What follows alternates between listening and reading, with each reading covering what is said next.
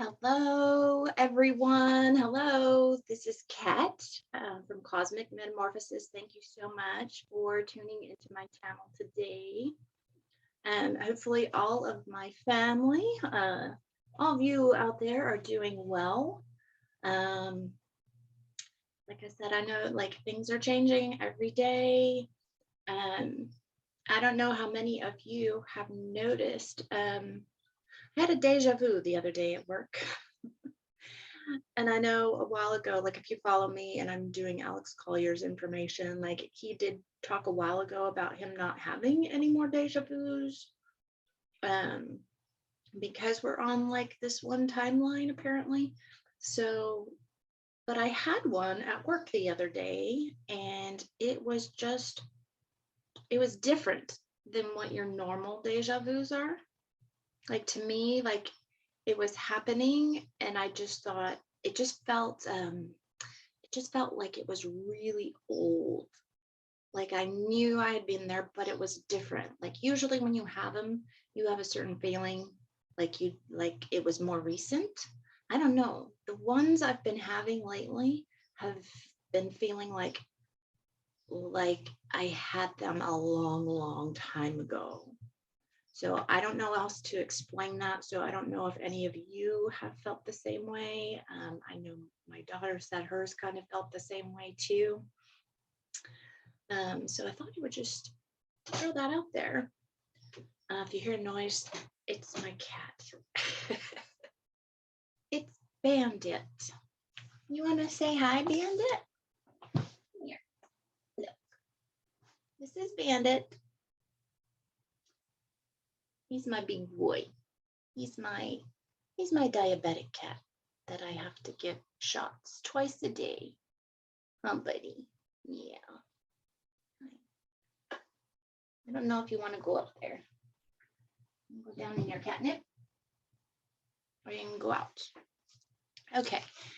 Anyway, today we're going to discuss Alex Collier's question and answer webinar number 23 from May 20th of 2022. Today is the last day of May 31st. I am right now working on his next webinar, which he did on the 27th. So hopefully that will be out next week for you guys. But today we're going to do the question and answer. So let's get into it. First question, Carrie Cassidy mentioned recently, if you don't know who she is, she's with Project Camelot, mentioned recently that the immigrants are the gray hybrids flooding back in. Elena Denon mentioned those hybrids have been moved south, but didn't know where they are now. It was also mentioned that those who are still asleep have chosen to stay here and are not to ascend. If this is true, then why are we still waiting for them to wake up? Can you speak to any of that? And his answer was, oh my God. He says, to answer a question like this, one has to be very diplomatic. And he says, I have struggled with that. And he just kind of laughed. He says, throughout my 30 plus years of doing this work, everyone has a different perspective, and it's all based on specific intel that they have. He says, the gray hybrids are not coming back into the country. That's not happening, he says. Without not mentioning any disrespect, he says, my understanding is that they are being pushed into South America, to remote areas of South America, like Peru, Bolivia, areas that are relatively remote. And the issue is the gray hybrids' love span is not very long. I don't know what I meant by that, but anyway, he says, so they have their own challenges, and a lot of that has to deal with their own biology. And they're pretty much accepting this because the alternative one is not a positive one. He says, should they not be okay with this? He says, it's really complicated. And what makes it even more complicated is the arrangements that the government has made with this particular race and the logistics of coordinating all of this with the Alliance. He says, I still have an issue with the Galactic Federation. He says, I do. So he says, that's why I use the word alliance. And I know there's been some that are incredibly supportive of it, and maybe they've turned the page. He says, but 30 years ago, I heard a lot of stories from Visayas and Mornay about the Federation, and they played both sides of the coin. They really did. And they really fucked a lot of things up, he said. Now I'm not being diplomatic anymore. He says, so they created a lot of issues, both on planet and off world, because of their behavior, because they were not resolute. He says, so I'm still a tiny bit distrusting. He says, the Alliance, I know who they are, and that's where the A's are parked. And I trust them explicitly. He says, the gray hybrid program is something that's going to be disclosed. He says, now, I'm not sure what that involves. The Evans, as well as I couldn't understand what he was saying. He said something, I'm not sure what that involves. The Ethans, as well as the Evans. He says, I'm not sure. I don't know if they're going to be in separate colonies, so it must be different factions of the Greys. He says, I don't know if they're going to be in separate colonies or not. He says, going forward, I'm not sure how all that's going to work out. He says, but I'm sure we'll know soon enough. He says that information will be forthcoming, especially now that it's coming to the forefront and people are asking the questions. So it will need to be addressed. Next question. Can demonic entities live within and travel through electronic devices? Could every TV, cell phone, and computer be a potential portal? Also, can mirrors be portals too? And his answer to that, and he laughed. And I love his laugh. And he said, you must have been up a few nights thinking of that question. He says, ghosts and demonics have the ability to manipulate technology. He says, now, I know both of them need energy to exist, to survive in this realm. I'm only aware of the fact that they want to attach to a human being or an animal of some sort, and they will attach to them because they can feed off their life force. Also, they can experience the emotions, both the highs and the lows, which gives them a buzz, for lack of a better word. Now, as far as them attaching to an object, like it's a Horcrux, he says, I've heard about some of that stuff in legend. They could curse something like an Egyptian tomb. They could curse an item, a sarcophagus, and they would be stuck there until someone freed them. That's a complicated issue. He says, it may be possible they can. However, with everything moving to quantum frequency and light, it would make sense that all those old technologies would fall away, and that would clean the atmosphere dramatically of all of these types of energies. So would be moving into fifth density. He said higher fourth and fifth, it would clean and scrub the atmosphere. It would scrub the auric field of Earth and everyone on it just by jumping frequencies.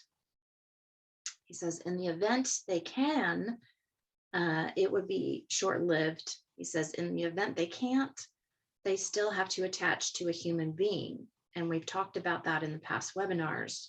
He says, the importance of keeping your energy field clean, remaining balanced, saging your home and your space, creating a sacred field, whether it's a 528 or a 432 frequency, using he says, the spooky twos, and then other types of spiritual work in order to keep your field clean.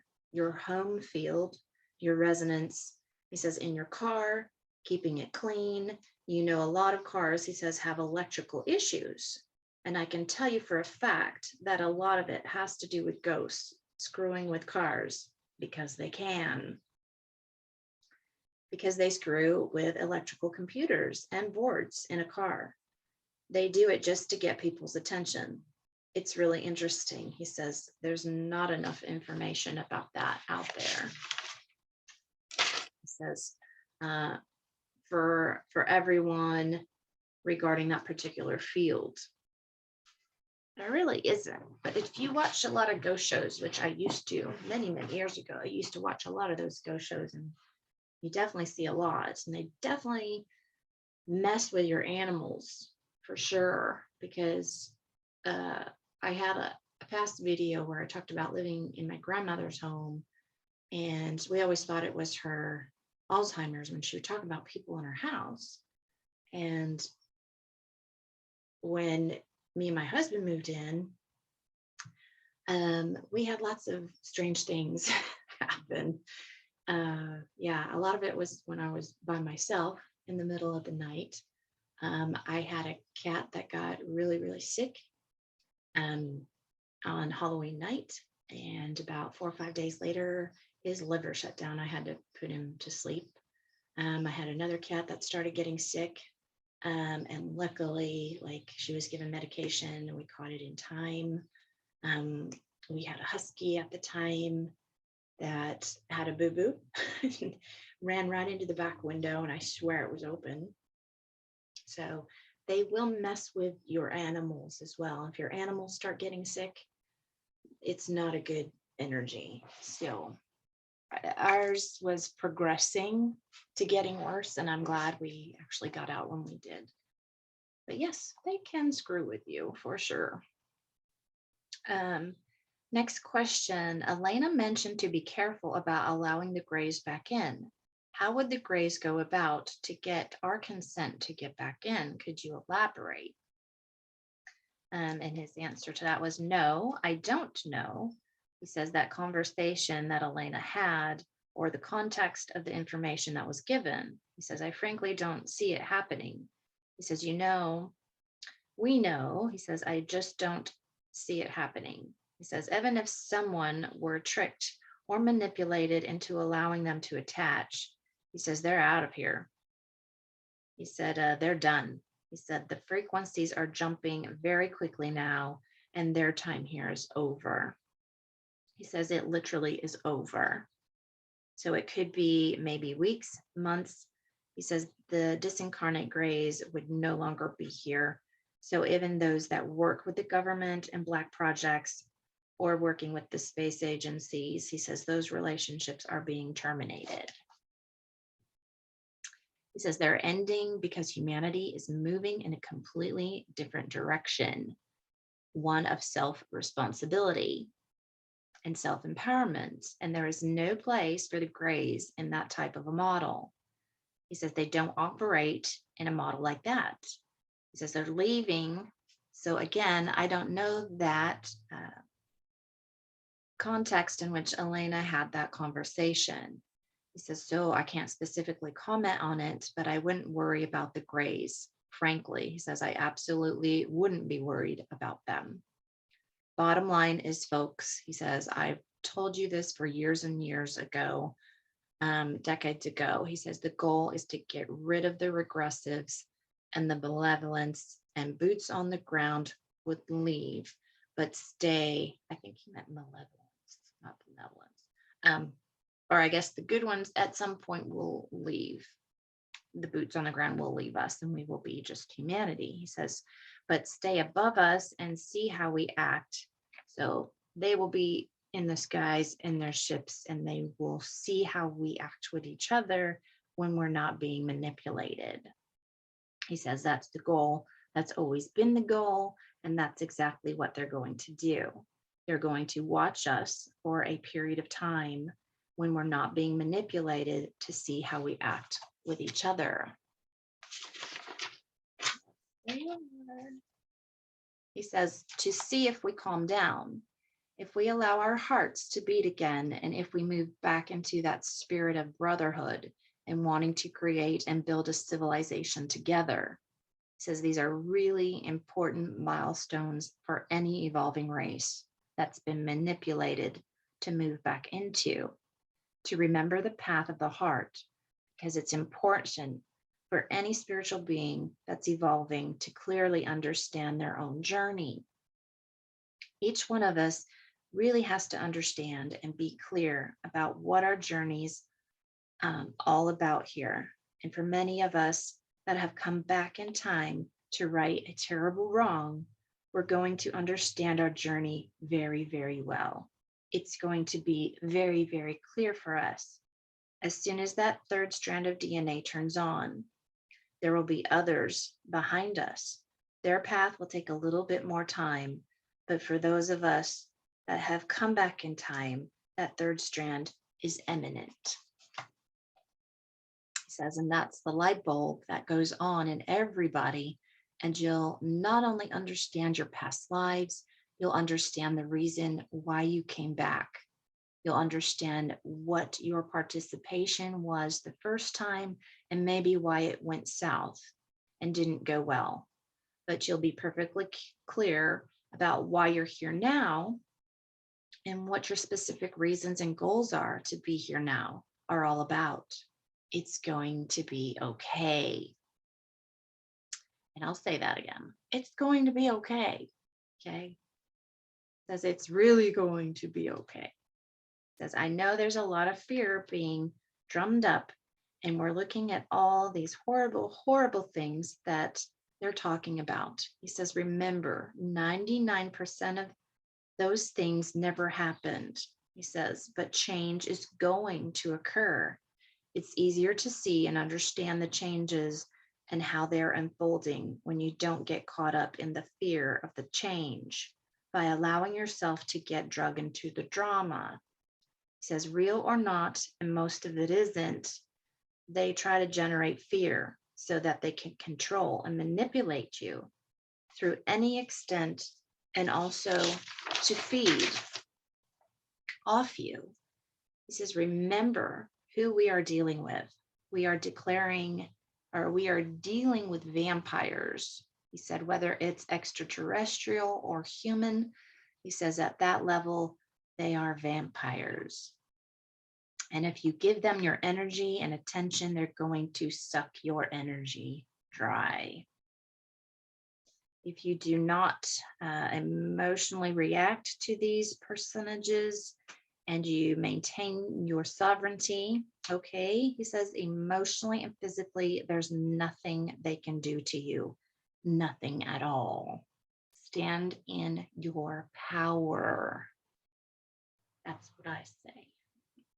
He says, okay, remember who we are dealing with, and you know they are off the charts. He says, most of the fear we all feel is them. It's their fear because they know they're trapped.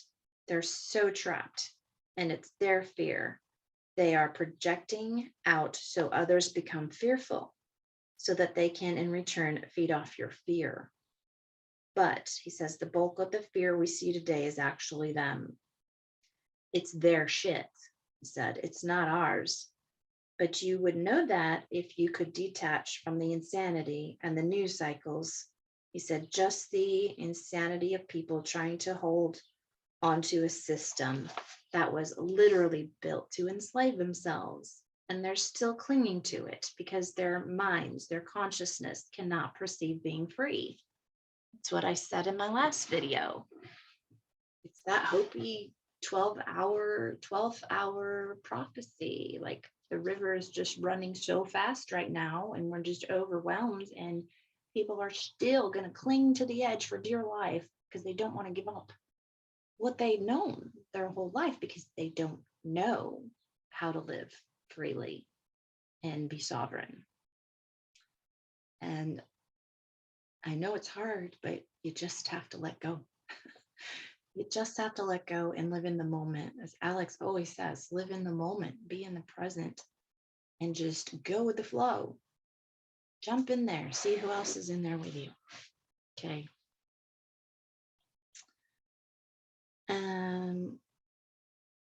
Yeah, he says they simply don't have a picture or a vision of what it's like for themselves to actually be free. So they're stuck in the loop of the old mechanism, and we shouldn't be feeding that at all. We should never be feeding that system any longer now that you know. He says that was a long-winded answer. Sorry about that. Question. This week, there are a couple of different sources mentioning the solar flare. One says, just like sun gazing, the purpose is to decalcify your pineal gland and will be so bright, we'll think it's the end of the world. The other said the solar flash will absolutely occur and is in ancient texts, and it will leave high frequency for people to raise their electronic frequency or vibration, which will raise our consciousness. Just after your thoughts. Thank you. And Alex's answer was, he laughs and he says, well, he says, you packed a lot into that question. He says, let me start by addressing the first part first. He says, did China put up its artificial sun? Question. Did they actually put it up? He says, is it possible that artificial sun that's stamped made in China isn't working and it isn't stable and that it could explode? Is that possible? He says, now, if China didn't put up their artificial sun, then there's another possibility you might want to start researching. He says, I would like you all to start the process of researching star conversions to helium. Again, star conversions to helium. What is it like when a star converts to helium from plasma to helium? And what's that entail? What happens when it actually does the shift from plasma to helium? And he smiles and he says, I'm looking out my window and it's snowing in Colorado. Shit. That's where I would love to move. But man, if they're still getting snow in May, I don't know. I don't think that's natural weather though. Who knows for where they are. He says, anyways, I just gave you a very large piece and I'm unfortunately not going to say any more than that without getting knocks at the door. And he laughs and he says, okay, so star conversions, look that one up, get back to me.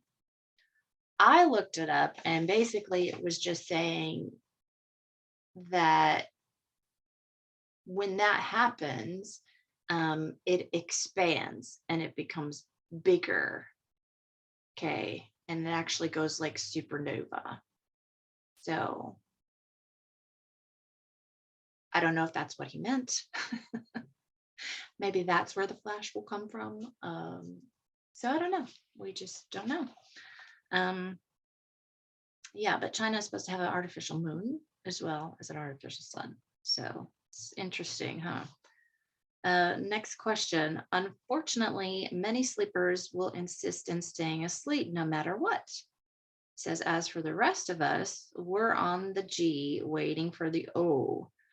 Are we at a danger point where the movie is creating more negativity than positivity? Is the cure becoming worse than the disease? And Alex answered, no, I don't think so. He says, you know, there's no question that we're all pretty impatient. He says, especially those of us that have a basic understanding of where we are and where we're moving to. And we're just like, let's move on with it. Let's just get going here. He says, you know, that's clearly something that's very much in the consciousness of Western civilizations. He says, we like to move forward and we like to do things quickly. He says, whereas your indigenous and Asian cultures, they tend to move very slowly. They do complement each other a lot of the time when they work together for that reason. He says, one's putting his foot to the floor and one's saying, whoa, whoa, let's just make sure we make all the turns and we don't hit any of the guard rails, etc., etc. He says those people who are not going to wake up for whatever reason, he says, it's my understanding that at some point will be returning to source. He says, now there's all kinds of talk about a second Earth, third Earth. He says, ladies and gentlemen, in the 30 plus years that I've been talking, and in the 50 plus years I've known the A's, he says, they've never said that. And he says, there was talk that those that chose to not awaken would be taken to a third density planet. However, the universe has changed that. He says, this area of our galaxy is not going to be holding a third density band of physicality. He says, it's imploding. He says, it just isn't going to be there. And apparently this has happened in other galaxies. So imploding, that's kind of what the stars do when they transfer to helium. Yeah. Yeah, implode. It just isn't going to be there. And apparently this has happened in other galaxies, he says. So this is nothing new to source. He says it just takes it out and it's not there. He says, I would assume that it's probably replaced with fourth density.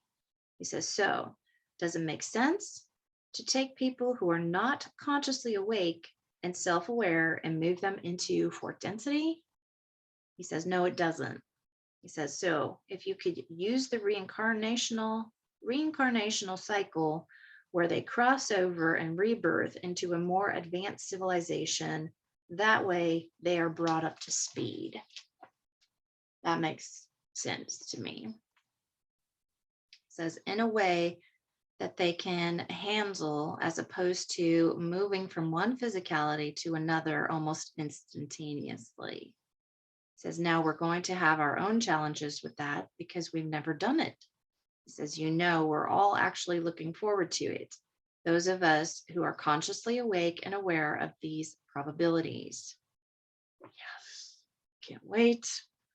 He says, so we've prepared ourselves, not to mention the fact that those of us who have come back in time, that were in the third density and left third and went to fourth, fifth, to sixth, etc., and now have come back and fallen back into third. He said, when that third strand lights up, we're going to have all these memories. We're going to understand the transition from third to fourth to fifth to sixth, because we have the memories of being in those frequencies, in those fields. I just got chills. So that resonated with me. So we'll know what to expect. So we know how to merge ourselves and adapt to the changes because of real life experiential knowledge. Not everyone who's awake has that. And I'm going to guess that if some of them are not awakening, are probably in third density for the first time. He says, that have very little experience here and they simply can't see past it. He says, but like I've said, all the broken pieces find their way home. I love that saying. So they'll be okay. He says, they're just going to take the long way home. He says, you know that song by Supertramp? Take the long way home. That's what they're going to do. Take the long way home. They're going to take the scenic route, they're just going to take a little bit longer than the rest of us. So, but they'll get there. He says, we're just playing this thing out, and there's very large pieces of this that we don't know or can't remember. He says, I am sure that before we came back in time to the same time period to do something over again, that we're all briefed on the other side. He says that we have counterparts on the other sides in the fourth, fifth, and sixth, and some on starships who know the plan, and we astral travel and we're on board. It could very, very well be that we're being given the pieces of the puzzle, which when we wake up In our physical bodies, their density, physicality, we can't readily draw that information to us for security reasons. So if you've watched my videos before, I've said like I've had dreams of being on these ships. Okay.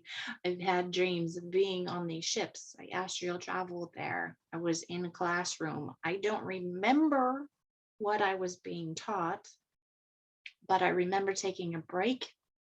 And I wish I was a good artist. I wish I could draw it for you because it was just, I just remember being like in a courtroom, not a courtroom, like a food court, like in a mall. It was like kind of like a mall. You'd walk out into the middle and everyone was kind of walking around. Everyone was just, talking to each other. There were tables that people would sit at.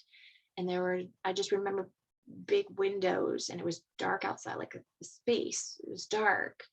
But there were shops, there were little shops that you could shop in and buy things. And I just remember like seeing these cats.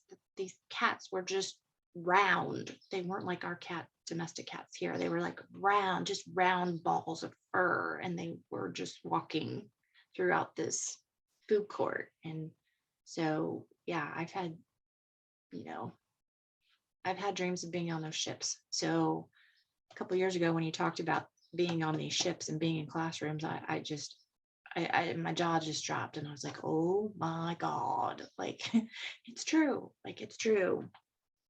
So yeah, by the time you wake up, you have it's gone. You don't remember anything. Like those are memories for me. They're true like memories. So I remember it, but I don't remember the details of what I was being taught in those classes.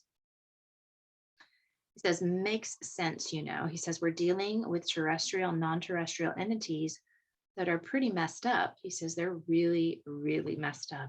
And they are in so much personal pain themselves that they have absolutely no problem hurting others just because. He says they have completely lost their way. He says there's no heart path for these beings at this moment. Zero heart path. And they're going to hit the wall. They're absolutely going to hit the wall. I was trying to think of the deja vu things with it being old. But there's also aspect of having deja vus, like them feeling different, that not only are they feeling different, but it's almost a feeling of like, it's like a flag, it's like a marker, like something big is supposed to happen right after that. Like that's the feeling I get now when I have these deja vus. So not only does it feel really old, but it's almost like a marker saying, okay, something big is going to happen after you have this. So I don't know if anyone else is experiencing that. Would be interesting to know. Next question. Many believe we are in the year 2022. We know the galactics don't deal with the concept of time. If we are to break the constraints of the 3D matrix, what have the A's shared with you about the 3D matrix of time? Do you have an understanding of the time matrix here on Earth and in 3D? And his answer to that was, the concept of time in third density is something that's created in order to control. He says, now many people would say that the Hebrew calendar is the most accurate. He says, and that says this is the year 54 or something. He says that isn't accurate either. There is hundreds and thousands of years prior to the Hebrew calendar of history, of civilization that has been suppressed and hidden from us. All off-world civilizations approach time in a completely different manner, he says.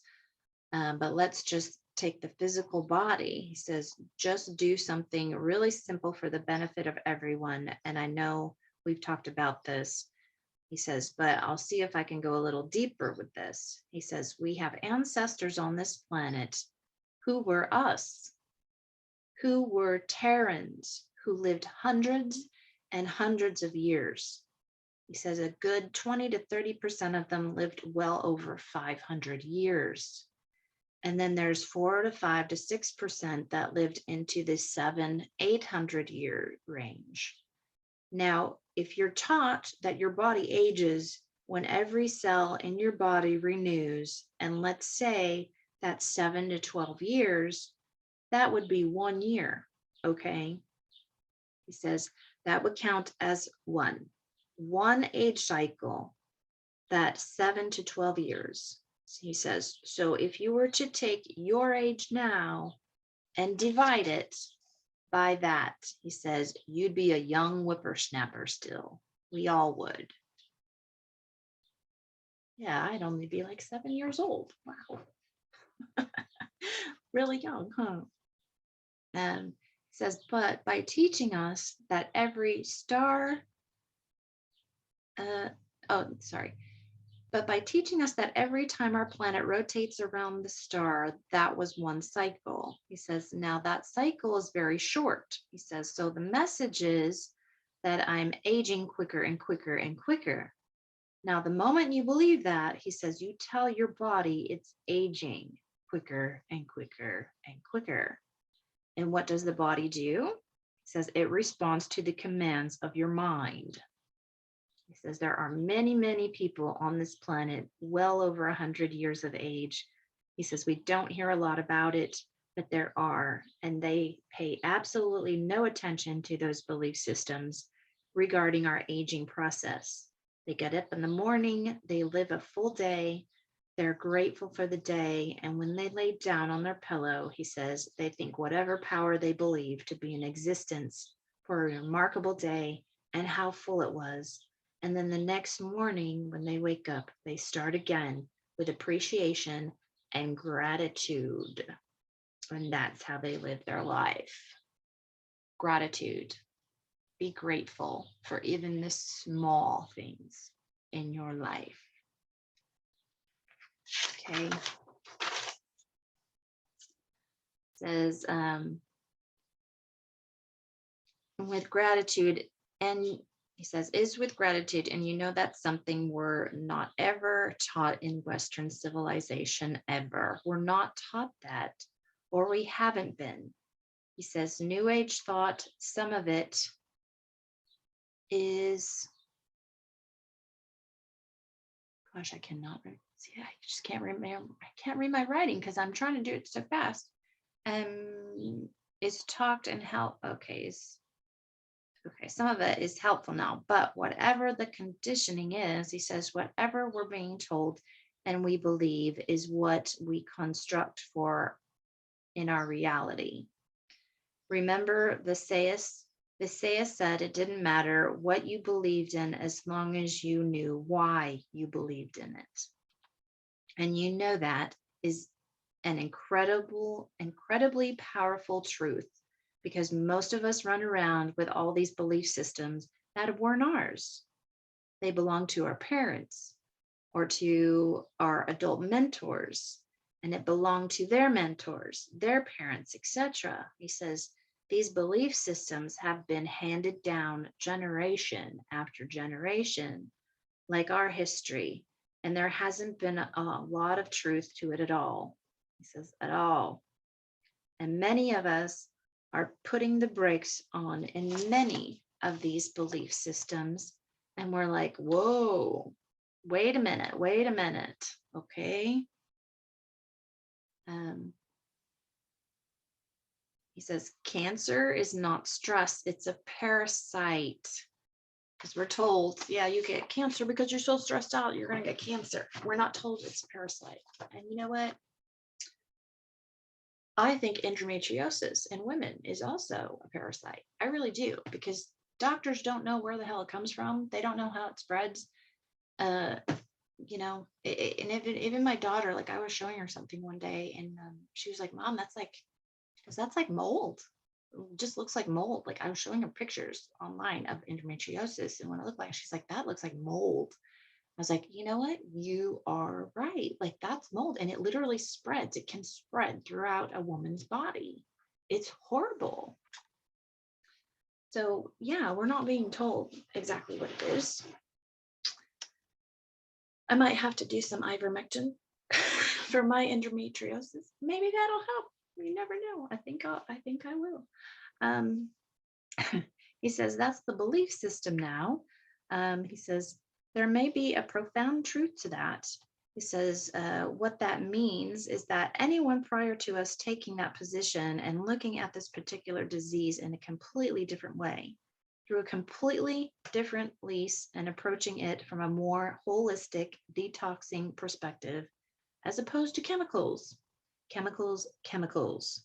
that were created to never cure anything, but to make them money, huh? Says, okay, these chemicals were all made to put money in their pockets of the pharmaceutical companies, not to cure, because why would they want to cure anything? There's no money in it for them. But of course, we were taught a different belief system around that. You have to take these things and eventually you'll get better. He says, well, and then side effects from this create side effects to that, and then side effects to that create side effects to this. Yeah, like even if you watch TV, when a new drug comes out and they list all the side effects, like the whole commercial is all about the side effects of the drug. Like, why the hell would you want that in your body? Horrible. It says you start off with one drug and now you've got 7, 8, 9, 10, 11, and you feel like shit. Says, and again, why to believe these things we believe? Everything has to be questioned. He says everything, which is why I've been sharing with you that at some point, humanity at some point is going to have to completely restart and rebuild itself from the ground up. It's just going to happen. It could happen in stages, but every belief structure we have at this particular point is going to be thoroughly tested, and we're not going to know if it was true or not. And that which is not true gets thrown away. He says, no sentimentality, just throw it away. Gone, he says. And when we begin to test the things we do believe are true, and continue to test them and continue to test them, we teach future generations to test them because we want the law of consistency to be a part of the consciousness of the human race. And that means evolving on a heart path and a path that's real, that's absolutely real. So every future generation remains true to itself. That's why we're forefathers and foremothers now, he says, because that task falls to us. And it'll fall to the generation just behind us when we cross over at some point, whatever that looks like, whether it's third, fourth, or fifth. He says, no physical of any type lives forever. He says, it just don't. And he laughs and he says, okay. He says, physicality wears out. The soul does not, because the soul is pure energy. But the soul can choose another physical life form. But physical life forms do not last forever. None of them do. So there's no point clinging to it. You know, the most important part of any of this is you. It's the soul. He says that's the most important part. And that's the part that's flipping around in the dream state. That's the part that's jumping dimensions. That's the part that can time travel. That's the part of you that can go through portals. That's the part of you that creates miracles. That's the part of you that always has your knowledge, your history, and has a complete inventory of all that you are. That's the soul. That's the most important part. And if we operate from that space and we operate from the soul, we will always walk the path of heart. It doesn't get any better than that. It just doesn't. That's what a little grandmother always talks about. Keisha Cruther is living from the heart, coming from the heart instead of your mind. Okay. Next question. The aquatic, see, I didn't know about this, so I'm going to have to do more research on this one. This is new to me. The aquatic extraterrestrial group Umu, hopefully I'm saying that wrong. Omu from Sirius B and is Doigon are arguably the best documented ET race, yet they are rarely discussed. What can the A's tell us about them, and why are they not included in a SETI's lineage? And Alex's answer to that was, that's a very interesting question. He says they have kept a very low profile and their interactions on Earth have been extensive. He says their neutrality has always been exemplary. That's a really, really good question. He says, I wish Colonel Wendell Stevens was still alive today. Apparently he has information on that, so I'll have to look into that. I don't have a lot of information, he says, on the Umus. There have been several races I have not pursued. He says, and what I mean by that is ask more questions about. He says, so I'm busted for that. He said, that's on me. I can look into it next time I hear from Mornay. He says, I will ask for specific information regarding the Omus. Maybe, he says, maybe Miss Denan has information on them as well. She's doing some remarkable work, guys. She really is. He says there's a lot of people there's a lot of information coming out. It's almost too much.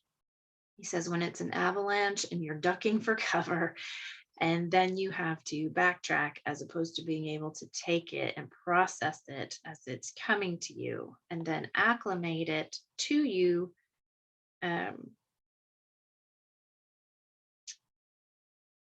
To your current knowledge base and keep moving forward. He says, now what we are having to do, because there's so much information, is it's going over our head and then we'll be having to backtrack to it. And sometimes that slows the journey, he says, but it is what it is, right? And he says, I will do my best to get more information, okay? Next question. Could Donald Trump be a time traveler? It's being said that his uncle John worked closely with Nikola Tesla and has retrieved records and material from his lab upon his death, may have passed along information on how to build a time machine, which may have then been perfected with the assistance of alliance-friendly extraterrestrials. They say others have traveled here from the future and come back with information on how to defeat the cabal. Thoughts? And Alex's answer was, let's pretend for a moment that you have come back in time to right a terrible wrong. Would that not make you a time traveler? Would that not make all of us involved in this mission time travelers? When you go to sleep at night and you astral travel, are you aware of the fact that you are time traveling? Because you're moving into fourth density. You are traveling into fourth. Some of you going to starships, you're meeting with crews, you're in classrooms, you're doing all this other work. Some of us are not only in fourth, but also have the privilege of jumping into fifth and meeting with our counterparts in the fifth density. You are, in fact, time traveling. If you're a Toltec and you practice the work and you travel, you are a time traveler. In fact, the matter is that most people on this planet are time travelers. They are, he said. We're all virtually time travelers. It just doesn't mean just because we don't take this physical body somewhere for a time and then come back, that doesn't mean you're not time traveling, because you're not the body, you're the soul.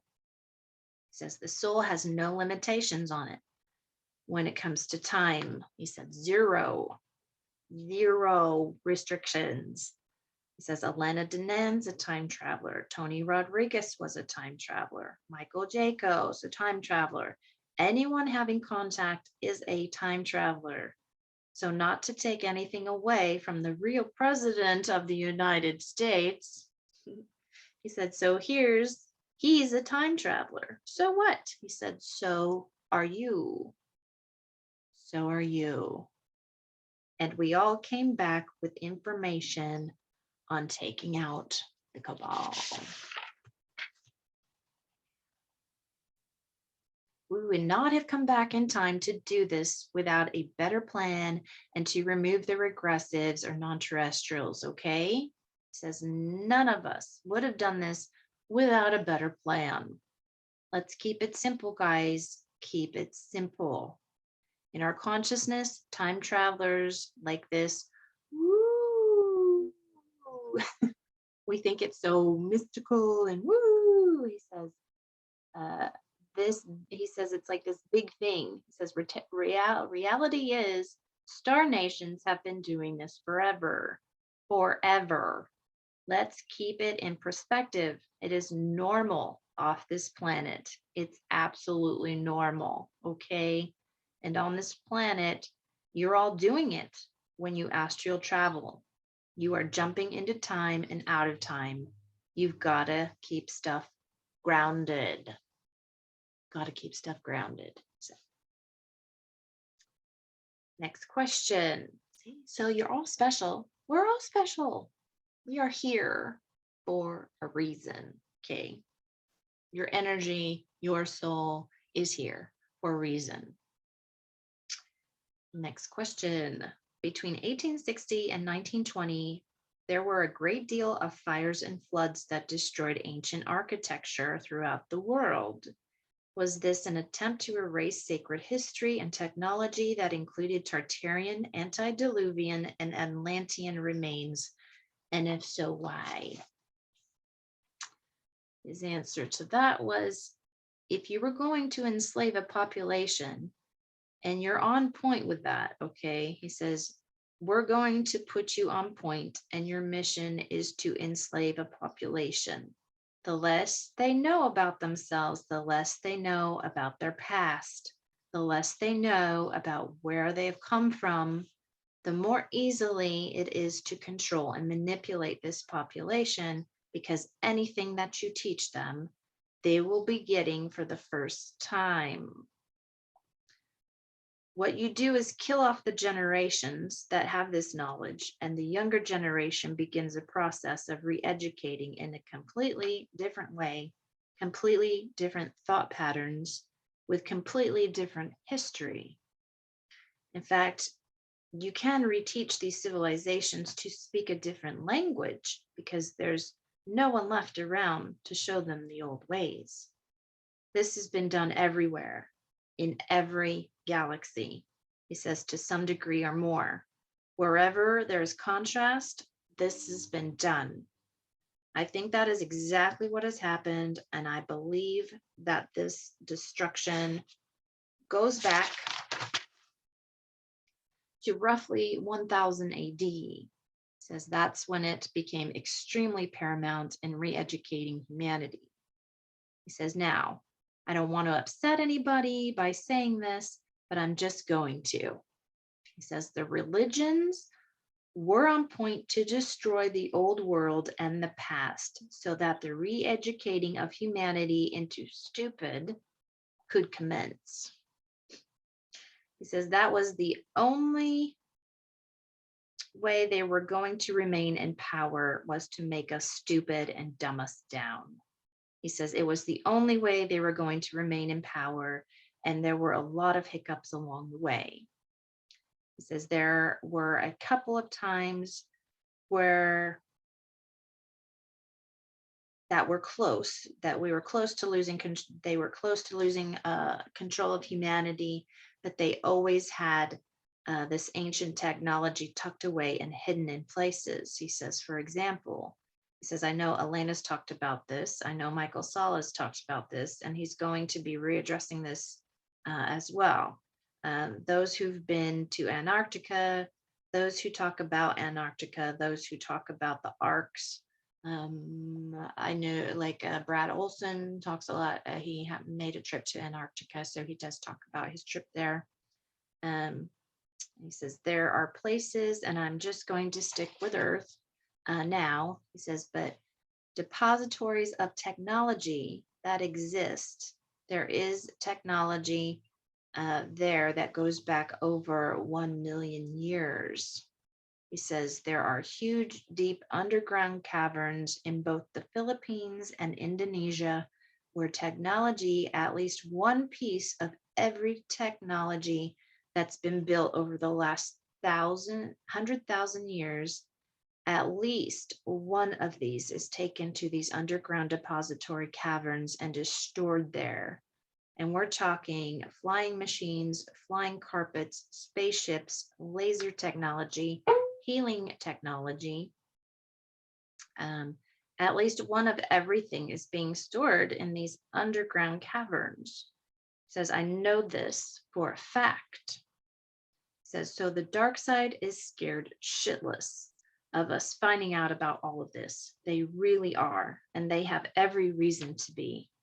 They have been sabotaging humanity for tens and tens and tens of thousands of years. And one of these depositories is on the island of Sulawesi, Indonesia. It says, and I've probably said too much already.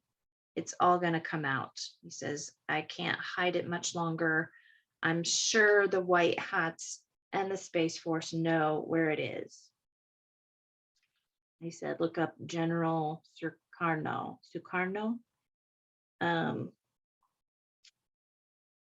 Yeah, he says, I'm sure there's been briefings between Space Force and Alliance about some of that technology because it may be 1 million years old, but it's really, really far advanced technology that may belong to the founders, to the ancient builders, and the planet makers. He said, we probably don't have the sophistication to even play and dabble with this type of technology. He said, so you think they would say, look, we're aware of this. We need to have some conversations about these depositories of technology, and we'll leave it here. However, there are going to be some conditions for you to use them because of where you are physically, mentally, and spiritually. You haven't reached a maturity yet to even use this type of technology, even though it's 1 million years old in your time. He says, God, man, he says, there's so much going on. There's so much going on, he says, and he laughs. Next question. Do the A's have any form of organized government? Any specific leaders? How is it structured? How are they chosen? Oh, that's a little bit later. They kind of skipped that question and they went on. So the next question was, how do the A's prepare for and honor one's transition? Do they have rituals and ceremonies? Does one have their own knowledge of the time of their time approaching? So I guess like transitioning into another soul, another time, another life. And his answer to that was, my understanding is that they do. They have an actual celebration. He says it's a huge event when someone transitions from one form into another or recycles back into a soul group. It's a very, very big deal. I myself have not witnessed those ceremonies, although I've heard about them. Mornay has shared some things with me about that, which I shared, I think, back in the 90s. He says at the ranch, I think in Yelm, Washington, I shared some of that. He says it's a celebration. They celebrate the life and they celebrate the accomplishments. They celebrate the advancement and the knowledge the soul was able to acquire. And they celebrate the fact the soul has left the one physical form and will soon be choosing another to come back into the soul group. The family of souls, and you know that's part of the education thing. If you look at the aging process and how we're taught to think, we're getting older. Well, you know, we're also taught on what's dead. They're gone. I'll never be able to see or talk to them again. He says, absolutely not true. They do hear us on the other side when you talk about them. Sometimes they can visit. Sometimes they hang around as a ghost and just don't leave for a while, but they're still around and they will at some point reincarnate. They will choose to. And when they come back and reach a certain age where they develop speech or telepathy, then they start to let everyone know who they were in previous lives. And then there's another celebration when they're back with the soul group or the family of souls, and it's a continuation of knowledge, of sharing, and of growth. So when he talks about like reincarnating, he's not talking about reincarnating here on Earth. He's talking about reincarnating either in another dimension or another planet, another galaxy, because of course, reincarnation, we're not doing that anymore on Earth. If you've watched some of the previous webinars, he said this. Many people have said this. He says, we have been taught all the wrong things. We have been taught all the wrong things, and there's just no other way to say it, or at least 99% of it has been wrong. He says, but again, not to be a broken record, the journey of the soul is what each one of us individually have to pay attention to. We have to understand what our journey is about, and in so doing that, and looking at things in that perspective, what is my journey about? Who are these people in my life? Why are these people? Why are they in my life? How come I have an instant dislike for that person?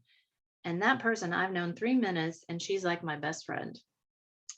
How does that all happen? Those are all questions and parts of the journey that we should all be paying attention to, because to know your journey is to empower your life. And when your life is empowered, your path becomes very, very clear, and you move towards your path, and passion leads the way. It's what fuels your path, your passion for life. It says your passion for healing, your passion for knowledge, your passion to teach, all those things. And you've done all those things before, not just this life. You've done these things before, which is how you know to do them. It's how you know you're passionate about it, which is how you know stuff that you have no idea you know, and that we all know stuff.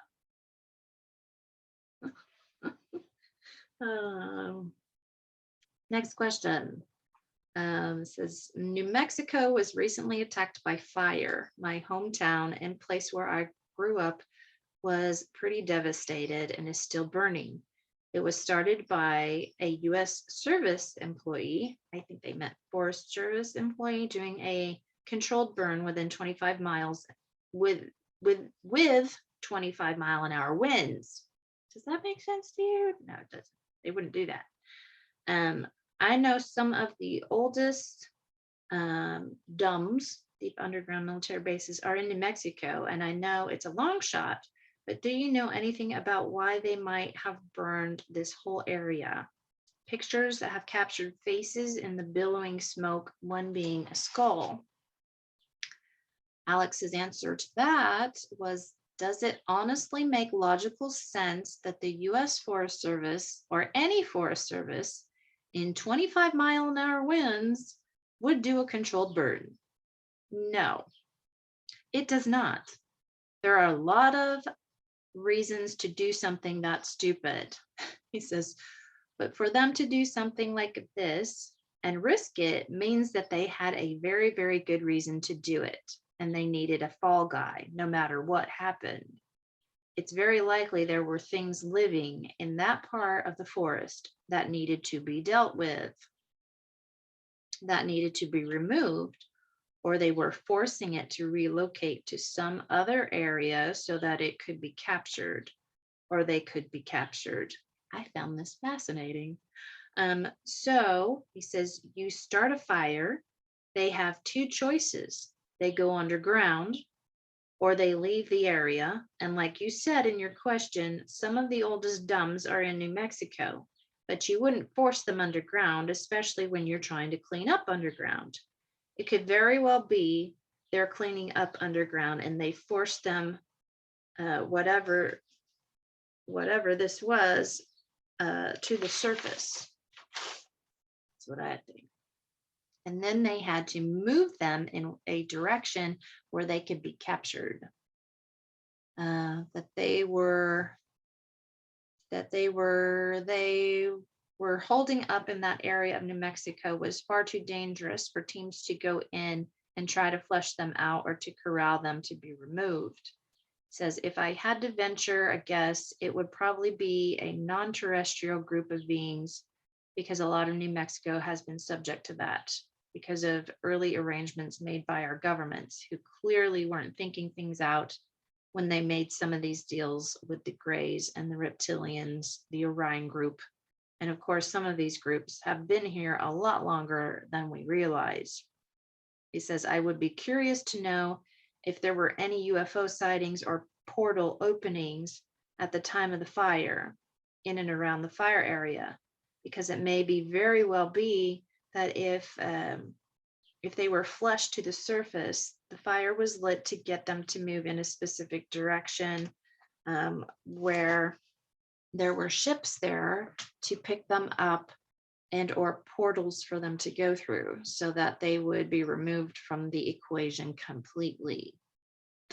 There is a lot of that going on, by the way, he says, or there was. The biggest issue we have on the surface now is regressive walk-ins in human bodies with alien attachments and sociopaths. He says, just people who are completely detached from humanity. That's our biggest issue at this point, because they're us and we have to deal with it. Next question. Do the A's have any form of organized government? Leaders? Question. How's it structured? How's it chosen? Can we learn in terms from them in governance? His answer to that was, he says, I don't know enough about it. He says they do have some form. I also know most of the decisions in their communities are made locally. He says, for example, each floor of a mothership has their own governing bodies, and it's made up of the people who live on that floor. And that could be hundreds of thousands of beings. He says, so each floor has their own, and of course there's the ship council that is represented by all the floors. But as far as the real hone picture, he says, I could give you, I don't have that. I was told that information would be shared with humanity in the future. And this was in the 70s and 80s when I was given this. He says, it could be those conversations are already going on with the Alliance and Space Force about setting up long-term citizen responsible local governments and what that structure would look like, what the ethics are, what people would run for those offices or hold those offices, what type of a character they would need to have in order to put the citizens first. In defending sacred ground, there is a dictation I took from Mornay called Leadership. He says, y'all should find it and maybe post it up on Knights of Terra. It's from Mornay, and it's incredibly insightful at how they look to leadership in their culture, in their civilization, and that the worship of the isness is my favorite. He says, those two pieces are really, really important to me.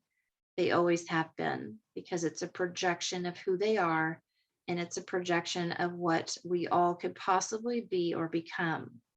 So if you're interested, it's there, it's free. He says, I know James has the book up on the website, alexcollier.org. You don't have to buy it. He says, there's a lot of great information on there. Some of that's dated. He says, I know that. But what's really important is their word, Mornay and Visayas' words, two of the wisest beings I've ever known and may ever know in this life. Next question. You previously mentioned that we're on one timeline. Can you share how the other timelines were dissolved? Was it due to collective consciousness rising, or was physical action taken by the benevolence? Alex's answer was physical action was taken by the benevolence to take particular events that were part of a single timeline and merge them into one timeline. It says, I do find it interesting that people talk about multiple timelines. He says, there's this one, and I've heard someone say there were 7 timelines. He says, absolutely not true. How could you even fix anything if you're going to allow 7 different timelines? Plus, if you have that many timelines, the regressives can jump the different timelines. So now you're chasing them across time through different timelines all over the galaxy. He said, no, this totally resonated with me too. It's like, no, you don't let them get away. You don't ever flipping let them get away. He says, when you have them coerced or when you have them cornered, I guess. Yeah, sorry. When you have them cornered, that's why we're on one timeline. They had nowhere to go, and we are on one timeline. And I know there's others that still say there's 2 or 3. He says, whatever. He says, this timeline we are on is the one. This is where the energy belongs. This is where the focus belongs. This is where the shit's real, right here, right now. He says, it's all on you guys. It's all on you to figure out what it feels like, how it resonates, what you think. It's all on you. I'm not here to convince anyone of anything. I'm just telling you what I know. And if I didn't know, I would tell you that. He says, I'm famous for that, telling people I don't know. He says, I do know we're on one timeline. I know this for a fact. This is where it's happening. This is where we are creating the future right here, not some other place, not some other realm. We are doing it right here, right now. They would not allow other timelines because they would still be doing stuff to children. That's absolutely unacceptable. He said they would be trafficking organs, absolutely unacceptable. They would be trafficking women, absolutely unacceptable. He says that shit's over. He says, I mean, it's still happening here on Earth in present time, but it isn't happening in other timelines. He says, it's done, okay? Those other timelines are relics of the past. Question. On Telegram, you said you had defended humanity to the A's. What does that mean? Your last webinar underscored what a high sense of urgency to decide what we want. I have some ideas of how we can come together to define a vision and communicate what we want. And his answer is, let's just look at things that are happening in this world. He says, we have major disclosure across the board about everything. We have a pharmaceutical industry that we have trusted for 100+ years to help heal. Now that we've come to clearly understand that they've actually been working against us and have betrayed the people. We have government structures that are involved in trafficking, embezzlement, treason, sedition, all sorts of nefarious things, including satanic worship, and these structures are all crumbling and coming down. We have a monetary system that is collapsing because it wasn't real. It was forced enslavement. We have religious systems that have espoused their authority from God to only betray and lie to the people. We are now finding out that we're not alone in the universe and never have been. We're now beginning to find out about the history of our planet. It goes back 20 million years of civilizations on this planet that go back at least 20 million years, even if it wasn't us. There were societies here that were off-world, that colonized Earth and Mars and other places. We now realize there are multiple dimensions. In fact, science can already prove 9. So going back to this 20 million years, like, I never believed the science about like, oh, we've only been around 3,000 to 5,000 years. Like, I never believed that. I always knew that was wrong. I knew, like, we've been here millions and millions of years, and lived many, many, many, many lifetimes. And I've talked about the book.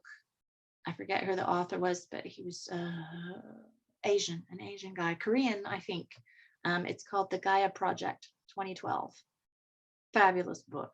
He goes through how entities and beings began showing up to Earth, to this planet, how they colonized, what they went through, and their frequencies were very high, and how the negative frequencies came in, and it caused these positive ones a lot of pain.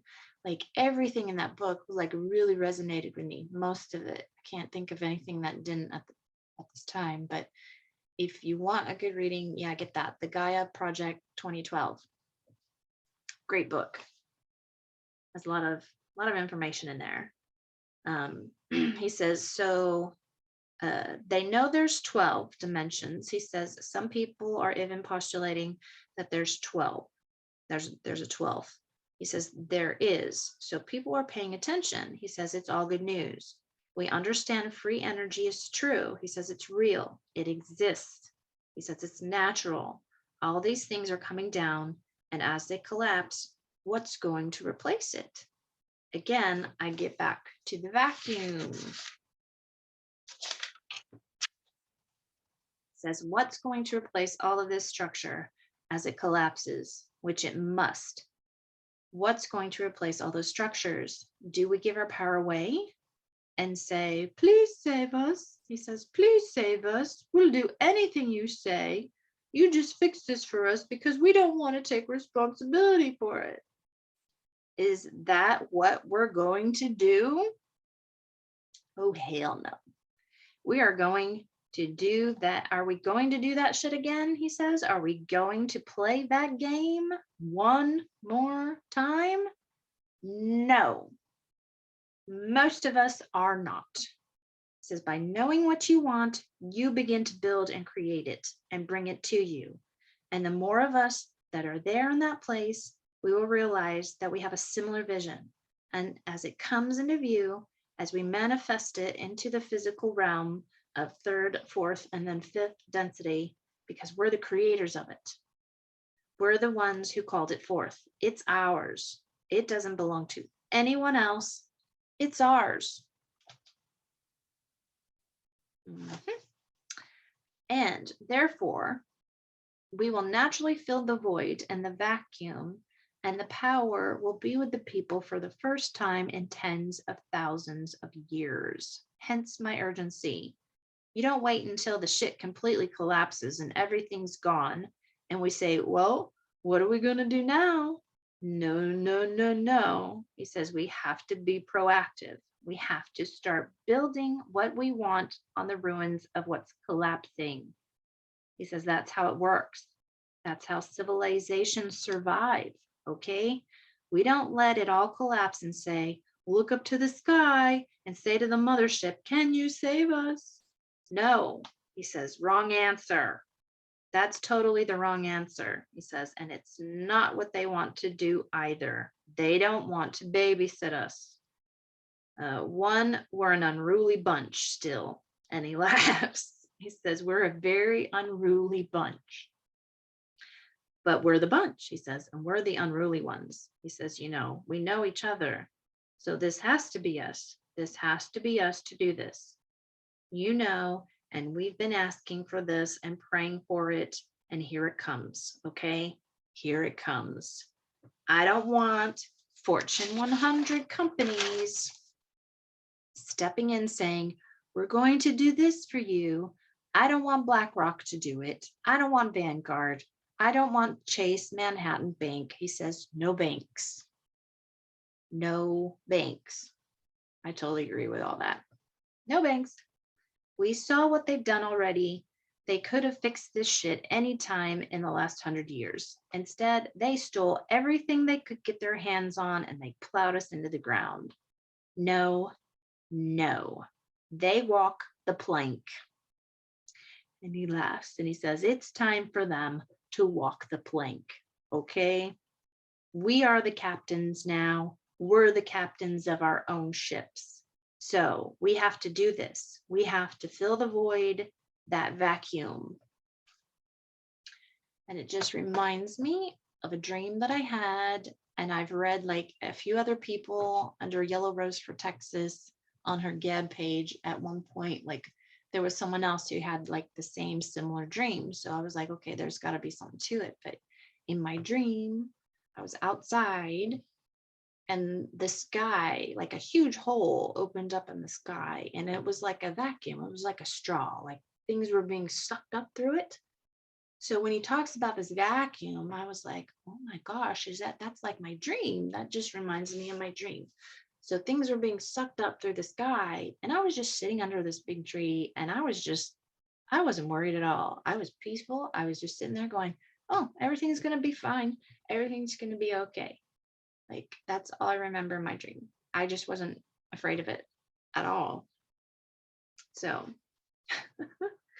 anyway, next question. Are there any models or mentoring you or the A's know to begin now setting in place, coming together in local communities to decide how we want our new world to look as sovereign beings and not fall back into subservience? I say, for me, I don't want any government or state government at all. I kind of agree with that. And Alex's answer is, I don't know what this is going to look like. I know that, and I talked about this 30 plus years ago when I talked about the mentoring, and the mentoring has been in play and has been going on with Space Force and other elements of humanity. But in order to implement any of those structures or knowledge, you have to remove the cancer first of the old system. And this is why we see the slow progression of things being taken down. You have to remove that stuff that's been here for hundreds of years. Some of these systems, 1,000 years or longer. You have to remove them in order for these other ideas to take hold and even have a chance, because we're all ingrained with the old system. And you knew that old expression, better the devil you know than the one you don't. That doesn't apply in this situation, though I hear it a lot. It says it really doesn't, because you're really dealing with the devil. We have. It says you really are. And their stated intentions are to remove 90% of the world's population. That's their intention, to remove us from existence. So they have to go.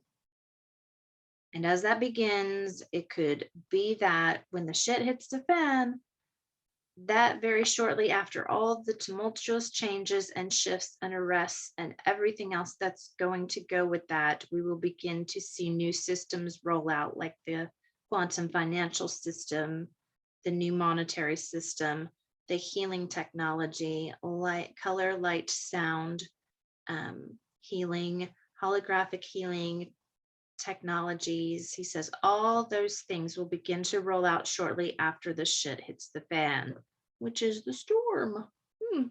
And everything is flipped, because then these modalities, these other concepts can have a fair shake in front of the people. They will be able to showcase to the people as they truly are, and we will be able to see the contrast between what we had and what's being offered now. And when he talks about that flip, little grandmother talks about like a bobber in the water, like a fishing bobber. You know, one side's red and one side's white. And like eventually, you know, we're doing this dip where it comes back up.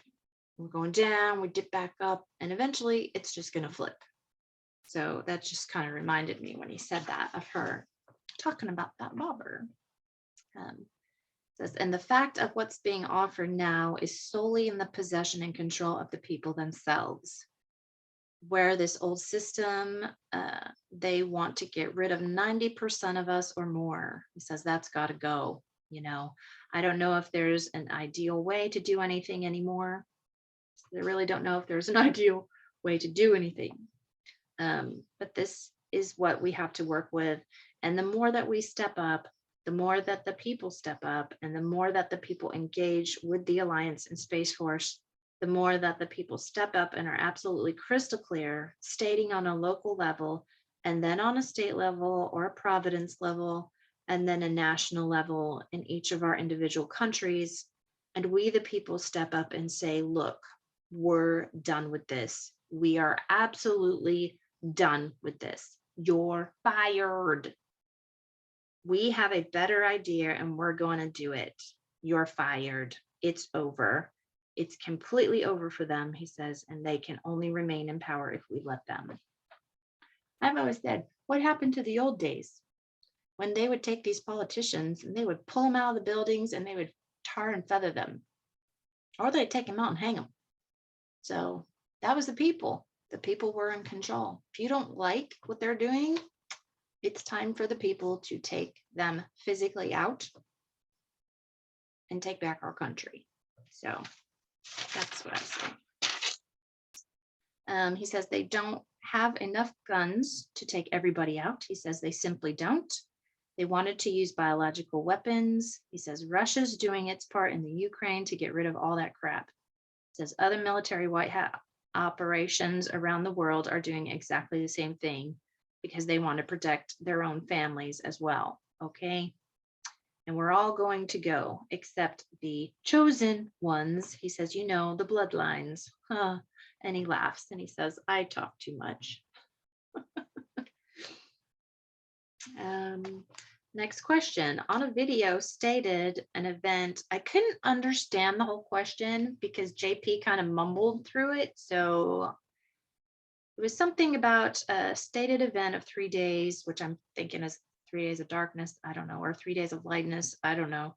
It may happen end of May and will be at a max of June 23rd. Do you know anything about that? Also, apparently this has happened 5 times before on Earth. Last one was 13,000 years ago. Is that what made Atlantis draw in 6 million something of mud, according to something Palladians say this time it will flood. That may come with this event. That's all I could get out of it. I'm sorry. Anyway, Alex's answer was okay. I have a very different history than most people realize. He says things happen. Regarding Atlantis, they picked the fight with the Palladian star system. The Palladian star system threw an asteroid at Atlantis. I found this very interesting too. An asteroid hit the ocean off the coast of Colombia. He says you can only possibly imagine what happened. Okay, that's the story. That's what happened regarding that. He says, do I think we're going to experience the same horrible calamity? No, I don't. No, I don't. He says, contrast, ladies and gentlemen, contrast. The information you are getting, is it empowering or is it generating fear? Now, you could be given the same information, but in a very different way, but it would be the same information. Information could be presented to you saying, look, there's concerns this is going to happen. It would be logical to put together a plan that if you had to leave your coastland, that you would have a place to go inland. Therefore, you should be talking to family and friends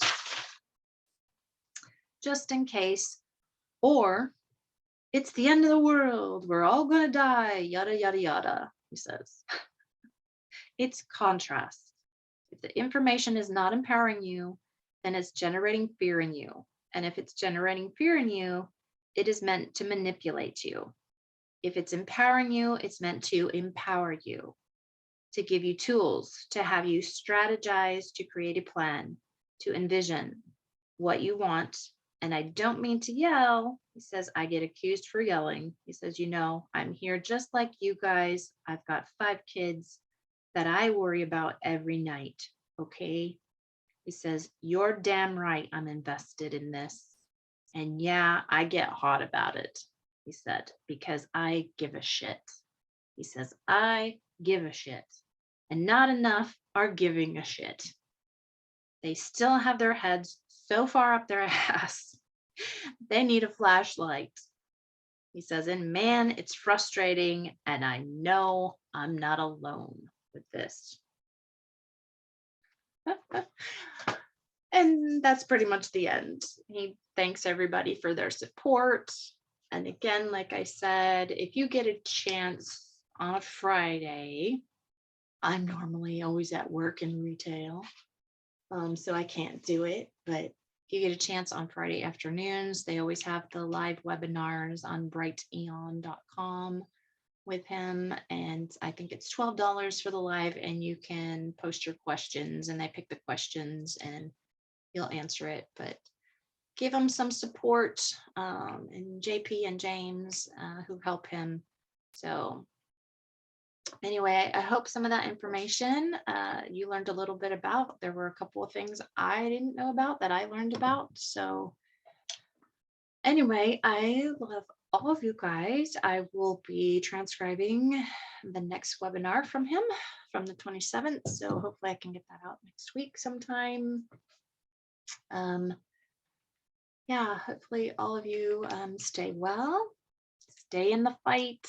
I know it's hard, and just take it day by day. That's all we can do right now. And I know, like, we all want it over with now. We want it over with now.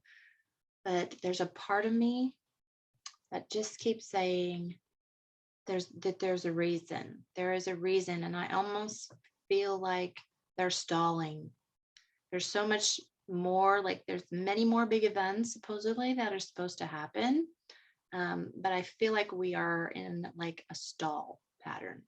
I think they're waiting. Maybe they're waiting for this light that's going to hit us in the beginning of, was it July? So maybe in the next few weeks.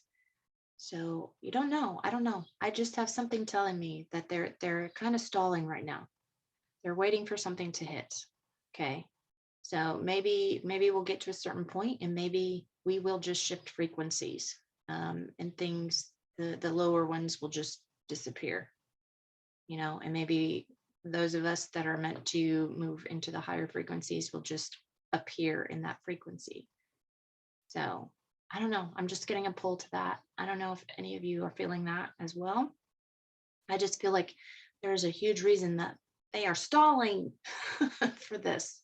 I know it's all in their time, and we just don't measure time the same way, but I just feel like there's something behind it too. So yeah, their time and our time do not add up, obviously.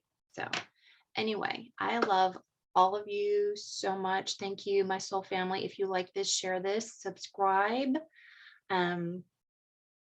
Please keep being the lighthouse for the ships lost in the dark. Okay. So, and if you like my bracelet, you probably can't see it. It says, "So say we all." Like Battlestar Galactica. I love that series. I love that series from around 2010. I had to rewatch it. It is fabulous, and it just makes me cry because I feel it. So say we all. And I love all of you, and I will see you next time. Thank you.